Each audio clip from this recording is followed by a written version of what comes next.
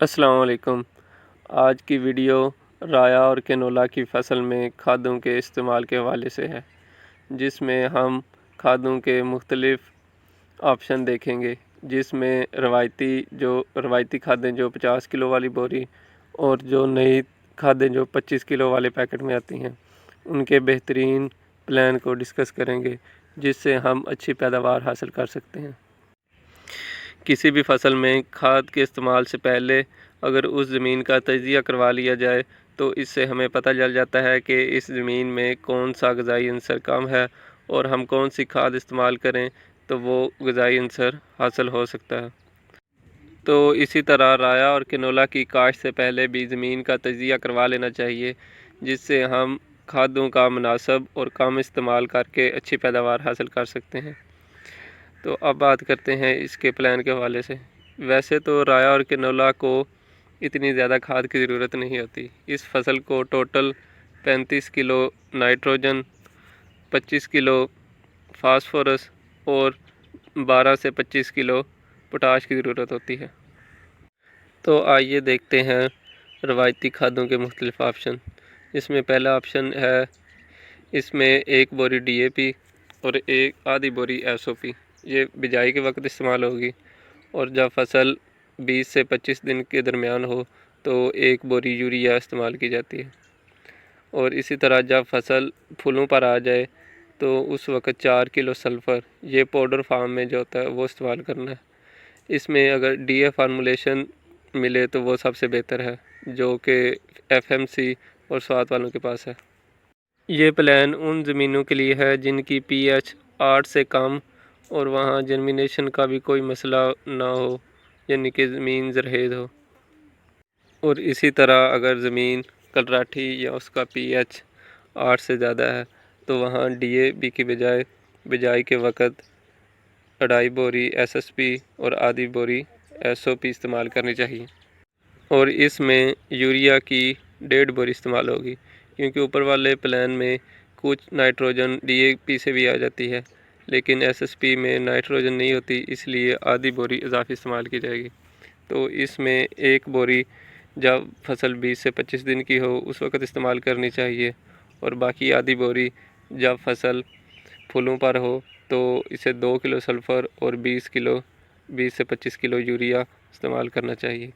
इसमें सल्फ़र कम इस्तेमाल होगा क्योंकि SSP में भी सल्फ़र की मिकदार होती है। SSP यानी कि सिंगल सुपर फास्फेट के इस्तेमाल के वक्त एक बात ज़हन में रखनी चाहिए कि ये सिर्फ सूरज फर्टिलाइज़र या तारा वालों की ही इस्तेमाल करनी चाहिए। अगर बाकी कोई और इस्तेमाल करना चाहते हैं तो पहले उसका केमिकल टेस्ट लाजमी करवा लें। अगर कोई नाइट्रोफास इस्तेमाल करना चाहता है तो उसके लिए ऑप्शन नंबर 3 है, जिसमें बिजाई के वक्त सिर्फ आधी बोरी SOP और जब फसल 20 से 25 दिन की हो तो उस वक्त 2 बोरी नाइट्रोफास में आपने सरसब्ज़ की नाइट्रोफास को तरजीह देनी है। तो इसी तरह जब फसल फूलों पर आए तो उसमें 4 किलोग्राम सल्फ़र इस्तेमाल करना चाहिए। इसमें एक और ऑप्शन भी है, जिसमें बिजाई के वक्त एंग्रो की ज़रहेज़ प्लस SOP बेस्ड MOP वाली नहीं इस्तेमाल करनी, जिसमें SOP हो वो जिसका फार्मूला 8, 23 और 18 यानी कि जिसमें 8% नाइट्रोजन, 23% फास्फोरस और 18% पोटाश हो, उसके 2 बैग इस्तेमाल कर लें। और जब पहला पानी लगाएं 20 से 25 दिन के दरमियान तो उस पर 1 बोरी यूरिया का इस्तेमाल करें। और इसी तरह जब फसल फूलों पर आए तो 4 किलो सल्फ़र इस्तेमाल करें।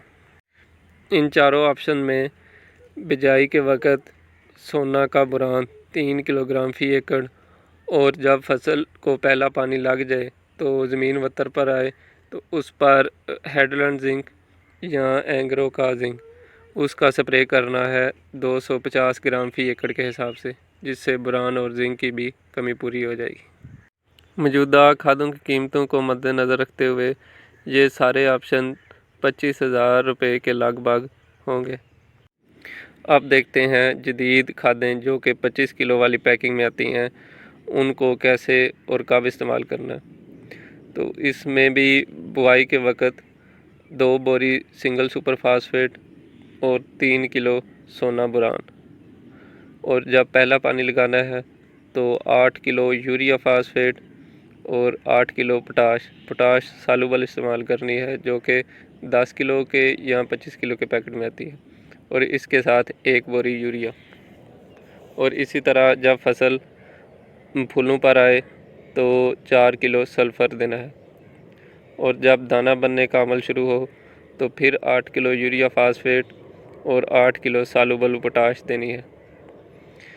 और जब पहला पानी लगाने के बाद जब ज़मीन वत्तर पे आए तो 250 ग्राम जिंक इस्तेमाल करना है।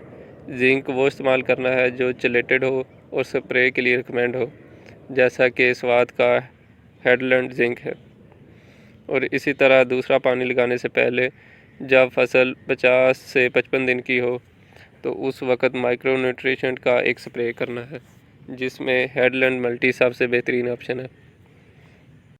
यूरिया फास्फेट और सालुबल पोटाश ये तकरीबन हर पेस्टिसाइड कंपनी के पास मौजूद है, और इसे ख़रीदते वक्त ये ज़हन में रखना चाहिए कि हमेशा उस कंपनी से लेना चाहिए जो पाकिस्तान में रजिस्टर हो।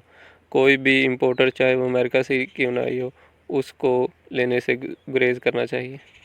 बाकी ये आप किसी भी कंपनी या डीलर जिससे आप पहले पेस्टिसाइड लेते हैं या जिस पर आपका एतबार है, उससे ये ले सकते हैं। तो इस प्लान में तकरीबन सारे ग़िज़ाई अंसर मौजूद हैं। तो अगर आप पैदावारी मुकाबले में हिस्सा लेना चाहते हैं तो इस प्लान को ज़रूर आजमाएं। ये जितने भी फर्टिलाइज़र प्लान हैं, अगर इनको अच्छे तरीके से मैनेज कर लिया जाए तो आपकी पैदावार 25 से 30 मन आराम से आ सकती है, इससे ऊपर भी आ सकती है।